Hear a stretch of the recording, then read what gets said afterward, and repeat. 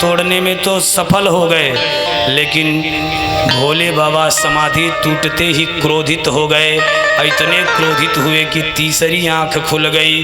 जैसे भोले बाबा की तीसरी आंख खुली तो जब शिवती सर नयन उघारा, जब शिवती सर नयन उघारा, जब शिवती सर नयन उघारा, जब शिवती सर नयन उघारा, निरखत भयाओ काम जरी खारा, निरखत भयो काम जरी खारा, निरखत भयाओ काम जरी खारा, निरखत भयो काम जरी खारा, जब शिवती शर नयन उघारा, निरखत काम भयो जरी खारा। देखते ही काम जल के राख हो गया। विवाह के बाद कामना जगती है हृदय, और भोले बाबा को ब्याह के लिए जगाया गया तो भोले बाबा ने काम को ही जला दिया। अब जिसने काम को ही जला के राख कर दिया वो पत्नी का भोग कैसे कर सकता है? पत्नी का भोग राग विलास कैसे करेगा? अब तो बड़ी चिंता हुआ। भोले बाबा तैयार ही नहीं कि मैं शादी करूंगा। इधर नारद जी परेशान, राम जी को बुलवाया। राम जी भोले बाबा के गुरु हैं, क्योंकि राम जी जब समझाएंगे तब प्रभु तैयार होंगे ब्याह के लिए।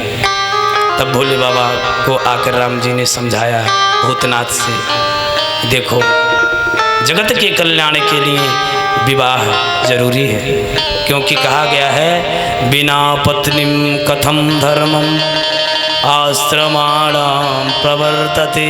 बिना पत्नी के कोई धर्मानुष्ठान करने का अधिकार नहीं प्राप्त होता। तो पत्नी गृहस्थी की कौन है? फल है। गृहस्थी की पावन पूंजी है, और इस पत्नी रूपी पूंजी से ही संतान रूपी फल की प्राप्ति होती है। तो महादेव को समझाया जब राघवेंद्र प्रभु ने, तब भोले बाबा इधर तैयार भय हैं। और नारद जी एक बार भ्रमण करते करते हिमांचल राजा के वहाँ पहुँचे, और हिमांचल राजा के मैना नाम की धर्मपत्नी से, परम सुलक्षणा धर्मपत्नी से पार्वती जी का अवतार हुआ है। जो शरीर सती का छूटा तो माँ पार्वती के रूप में ही माँ मैना के गर्भगुहा से पार्वती अवतीर्ण होती हैं। नारद जी आए, नारद जी को देख करके हिमांचल और मैना ने पूछा, जो आज हिमांचल मैना पूछ रहे हैं वही हर एक माता पिता पूछते हैं। जब माता पिता के माँ बच्ची पैदा होती है तो हर एक माँ बाप यही पूछते हैं कि ये बताओ बाबा जी, पंडित जी, ज्योतिषी जी, हमारी बच्ची पैदा हुई है, इसका घर बर कैसा मिलेगा? तो नारद जी से भी पूछा है। तो नारद जी ने कहा, देखो इनका घर बर क्या ढूंढना, ये तो एक नहीं अपितु इनका 7वां जन्म है। ये तो 7 जन्मों से शिव की ही हैं, इनका नाम शिवा है, शिव की शक्ति हैं। ये शिव के सिवा किसी अन्य के संग नहीं जा सकती। हिमांचल मैना को समझाया नारद जी ने। तब हिमांचल और मैना को लगा कि सचमुच में हमारा दामाद महादेव ही होना चाहिए। तो महादेव को दामाद बनाने के लिए और पार्वती को कहा कि महादेव को पति बनाने के लिए तुम्हें तपस्या करना पड़ेगा। तो संत शिरोमणि नारद जी के कहने से मैया वह पार्वती नदी के किनारे पहुंची, बालू की मूर्ति भोले बाबा के बना करके और दिव्य भोले बाबा का भजन करती हैं, उनका तपस्या करती हैं। घोर तपस्या किया माँ पार्वती ने। एक नहीं 3000 वर्षों तक माँ पार्वती ने केवल सूखे बिल्वपत्र खा खा करके तपस्या किया। कई हजार वर्षों तक जल पी करके किया, कई हजार वर्षों तक महाराज उन्होंने अन्न जल सब कुछ त्याग करके तपस्या किया।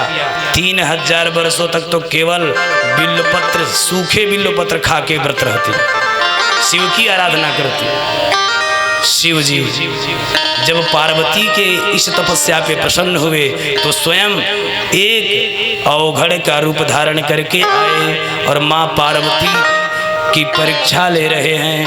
कैसे कर रहे हैं? माँ पार्वती भोले बाबा की उस बालू की मूर्ति के सामने बैठ करके बिल्वपत्र आदि से अर्चना करके ध्यान में मग्न हो करके झूम रही हैं। इतने में भोले बाबा प्रकट हुए हैं अवघड़ के रूप में। अवघड़ दानी भोले बाबा, देवी तुम किसको वर में पाना चाहती हो?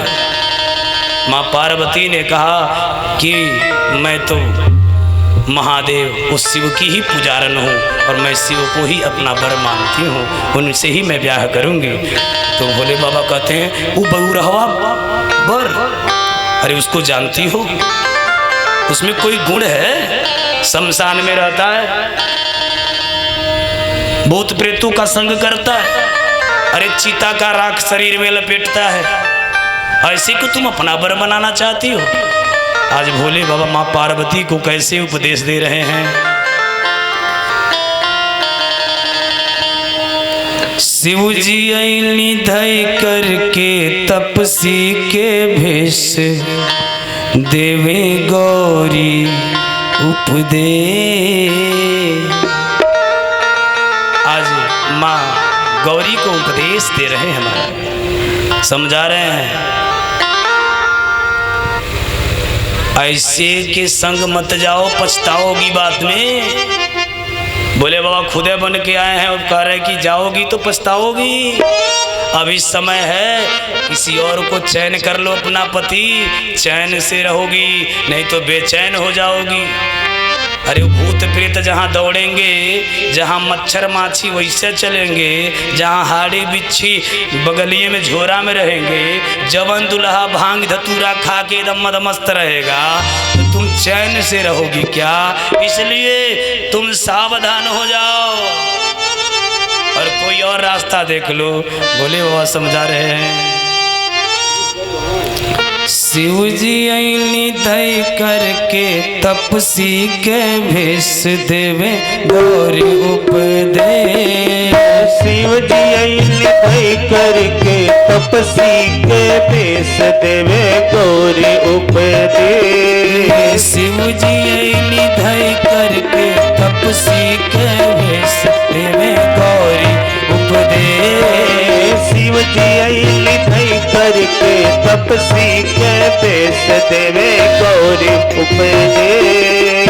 गौरी उपदेश देवे गौरी उपदेश। गौरी उपदेश देवे गौरी उपदेश। गौरी उपदेश देवे गौरी उपदेश। गौरी उपदेश देवे गौरी उपदेश। शिव जी अइली धई करके तपसी के भेष, देवे गौरी उपदेश। शिव जी अइली धई करके तपसी के भेष, देवे गौरी उपदेश।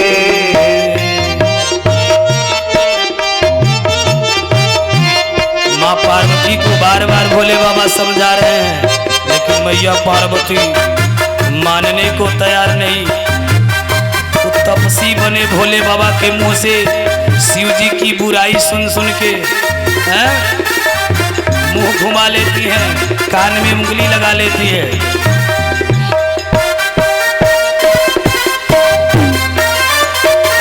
अरे रूपवान है वो, तुम कितनी राजकुमारी सुंदर कन्या, और वो कहाँ बुढ़वा 3-3 गो आँख बा, परम विचित्र है।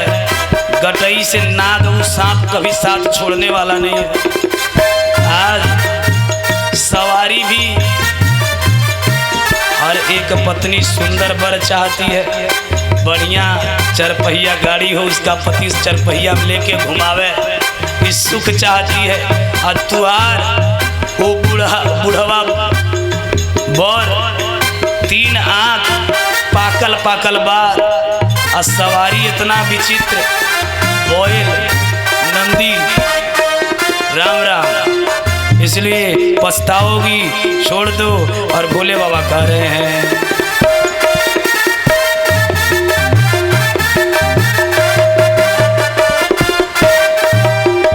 तीन नयन 5 बदन पाकल बाके, 3 नयन 5 बदन पाकल बाकी, 3 नयन 5 बदन पाकल बाके, 3 नयन 5 बदन पाकल बाकी। बसहा बैल ऊपर चढ़ेल महेश देव गौरी ऊपर दे, बसहा बैल ऊपर चढ़ेल महेश देव गौरी ऊपर दे, गौरी उपदेश देवे गौरी उपदेश, गौरी उपदेश देवे गौरी उपदेश, गौरी उपदेश देवे गौरी उपदेश, गौरी उपदेश देवे गौरी उपदेश। शिव जी अइली धई करके तपसी के भेष देवे गौरी उपदेश, शिव जी अइली धई करके तपसी के भेष देवे गौरी उपदेश, शिव जी अइली धई करके तपसी के भेष देवे गौरी उपदेश, शिव जी अइली धई करके तपसी के भेष देवे गौरी उपदेश।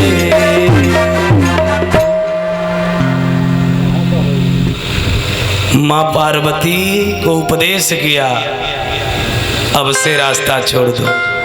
जब से तपसी बन के भोले बाबा ने आके कहा छोड़ दो, तब से तो और प्रीति बढ़ा दी, लगन बढ़ा दिया भोले बाबा के चरणों में। देखो, आपको चाहने वाले की बुराई कोई करे तो उस चाहने वाले के अंदर का गुण आपको और प्रेरित करता है और उसका प्रेम बढ़ा देता है। माँ पार्वती का लगन इतना जबरदस्त लगा कि भोले बाबा ब्याह के लिए तैयार हुए।